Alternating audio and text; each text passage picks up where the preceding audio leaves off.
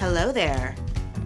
Welcome to Sister Punk Studios. I've got a great deal for you if you like anime reviews and vlogs. Go ahead and click that subscribe button. Don't believe me? Ha!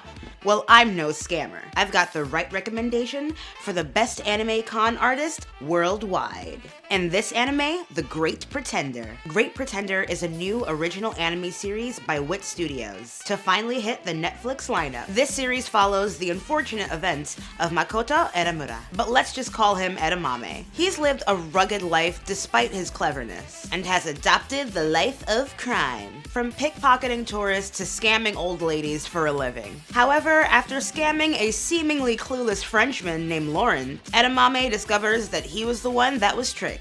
And to make matters worse, the police are now after him. Turns out this French dude is a fellow con man, but who is way out of Edamame's league. He ends up following him to Los Angeles in an attempt to defend his self-proclaimed title of Japan's greatest swindler. But when Edamame realized that Laurent is planning on conning the biggest mafia boss on the West Coast, things get a lot more intense. These aren't the everyday city swindlers. Laurent, his fiery partner Abigail, and his colorful associates are in the world of international high-stakes fraud. Soon, Makoto realizes he's got more than what he bargained for, as his self-declared skills are continually put to the test, and his every step becomes part of the plan for the next heist, whether he's ready or not.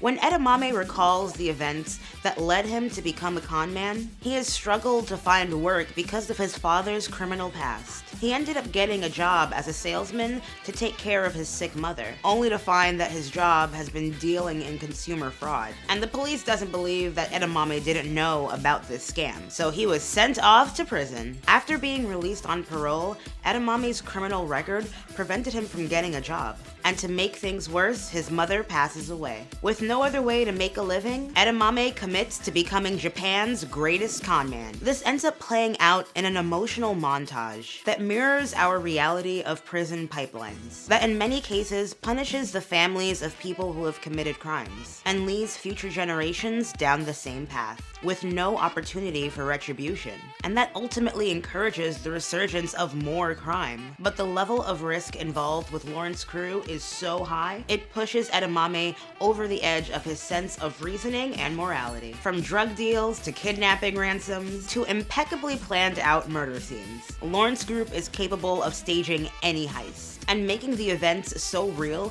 you wouldn't even know that you were scammed until the money is gone from your account and you're left on a stranded island. They're really good at their jobs. So what's the problem? Well, it's mostly that Edamame is constantly used as a pawn. I mean, they're all pawns in this game. Not friends, barely associates, and each person acts as a means to an end, and for the thrill of the con life. And if you mess up once, that's it. Unless, of course, you're part of somebody else's plan. And Edamame becomes Laurent's ultimate pawn with or without his consent, continually dragging him back into living life on the edge. Even when Edamame tries to change and live his life honestly, the work he does ends up being entangled in some way into a greater scheme. And the core of this plot lies even deeper, to the conflicts of Edamame's father's criminal past and Laurent's connection. The anime flashes back to the past of Laurent's rise to crime, and the thrill-loving whimsy of the great con artist Dorothy, who wrote the damn book on fraud, impersonation, major international heists, and putting her life on the line. While Edamame is in shambles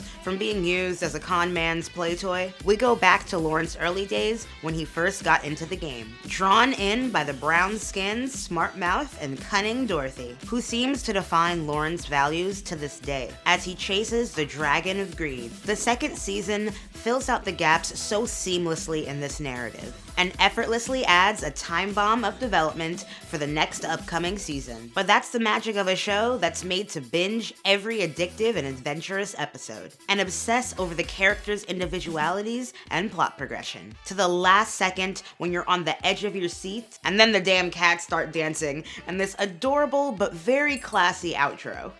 Meanwhile, you'll be scrambling to hit the next episode button or dropping your jaw in shock and amazement. If you dig this review, catch up on the recent seasons of Great Pretender in true Netflix fashion. And like and subscribe for more anime reviews and vlogs. Thanks for watching. Peace.